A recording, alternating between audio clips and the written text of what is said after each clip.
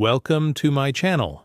There are betrayals that shake you to your core, that tear at the very fabric of your identity. When I found out about her affair, it wasn't just the shock of her infidelity that shattered me. It was who she chose: my brother, the person I trusted all my life, the one who was supposed to have my back no matter what, the one I shared childhood memories with, who stood beside me at my wedding, who'd seen every triumph and failure, and knew me better than anyone else. Their betrayal was a knife through my heart, and the pain was indescribable. It started with small things, tiny pieces that didn't quite fit, a lingering glance between them at family gatherings, the way she laughed a little too hard at his jokes, leaned a little too close. When they talked, I told myself it was nothing, that I was reading into things because I was tired, stressed from work, distracted by the demands of our home. But the knees grew gnawing at me in quiet moments. I tried to shake it off, to trust her, and trust him. They were my world, my wife, the woman I'd vowed to love and protect, my brother, the person who had been there for me through every step of my life. I didn't want to believe it was possible. The night I finally knew the truth was a random Tuesday, one of those ordinary evenings where nothing seemed out of the ordinary. She'd left her phone on the kitchen counter, something she never did. A message lit up the screen as I walked by. I wasn't looking for trouble, wasn't looking to invade her privacy. But my eyes caught the words before I could stop myself. "I can't stop thinking about you. Last night was perfect." I froze, my heart thundered in my chest, my mind racing. I didn't recognize the number, but the tone, the intimacy was undeniable. For a brief moment, I told myself it was a mistake. It had to be, but my gut told me otherwise. I tapped the message, my hands trembling, and saw the thread that confirmed my worst fear. The messages were signed off with a single letter, his initial, my brother's initial. The room seemed to spin, my vision blurred as I stood there trying to process what I just read. My brother and my wife. It didn't make sense. It couldn't make sense. I felt a wave of nausea, a tightness in my chest that made it hard to breathe. I put the phone down, steep back, and tried to steady myself. My hands gripped the edge of the counter, my knuckles white. I wanted to scream, to demand answers, to confront them both right there and then, but I couldn't. I needed to understand how this had happened, how long it had been going on. I needed to know why. In the days that followed, I became an investigator in my own life. I paid closer attention to every detail.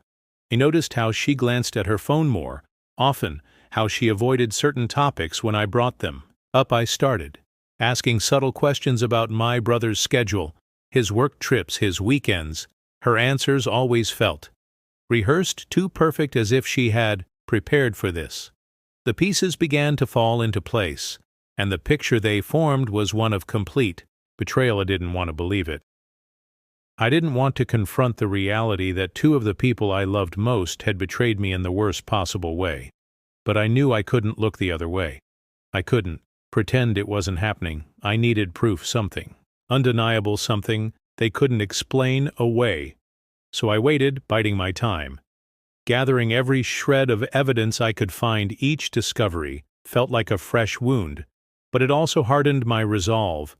I wasn't going to let them destroy me. I wasn't going to let them get away with it. When the time came, I had everything I needed, and I was ready. I wasn't going to scream or cry or beg for an explanation. I was going to confront them both face to face and let the truth come crashing down on them like a tidal wave.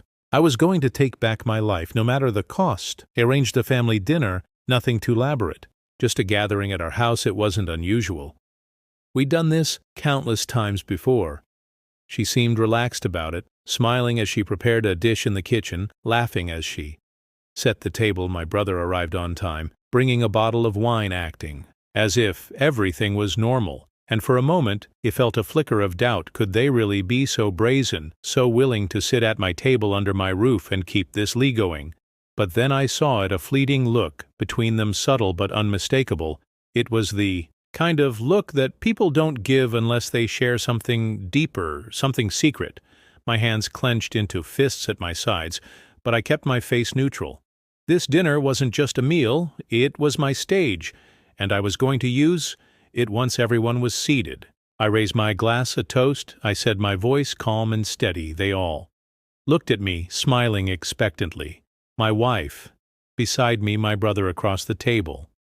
To family, I continued to trust to honesty.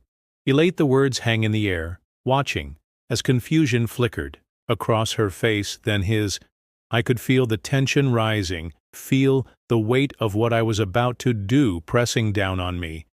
But I didn't falter, and to revealing the truth, I said, setting my glass down with a deliberate clink. I reached into the folder I'd kept tucked under the table, pulling out the printed messages.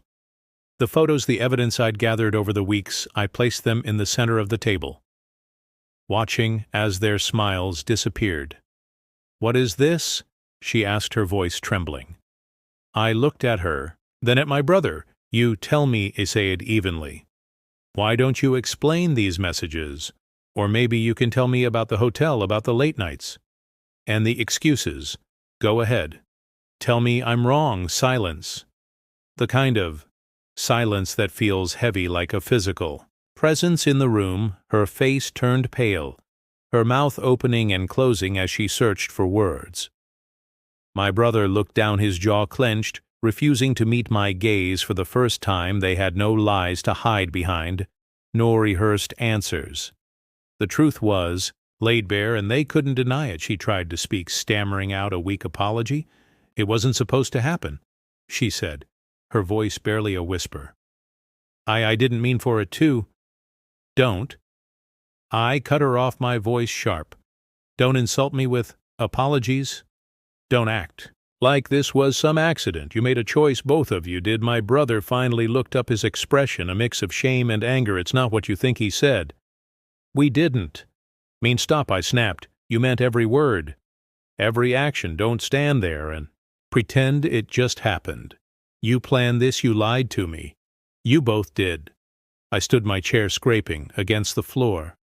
"You're not my brother anymore," I said, my voice low but firm. "You're nothing to me, and you—" I turned to her. "You've destroyed everything we had, everything I thought we were." Tears streamed down her face, and she reached out to me. "Please let me explain, let me fix this." I stepped back out of her reach. "It's too late for that. You've made your choices, now I'm making mine." Without another word, left the room. I walked out of my own house, leaving them behind, leaving the life I'd known behind. The cool night air hit my face as I stepped outside, but instead of feeling cold, I felt a strange sense of relief.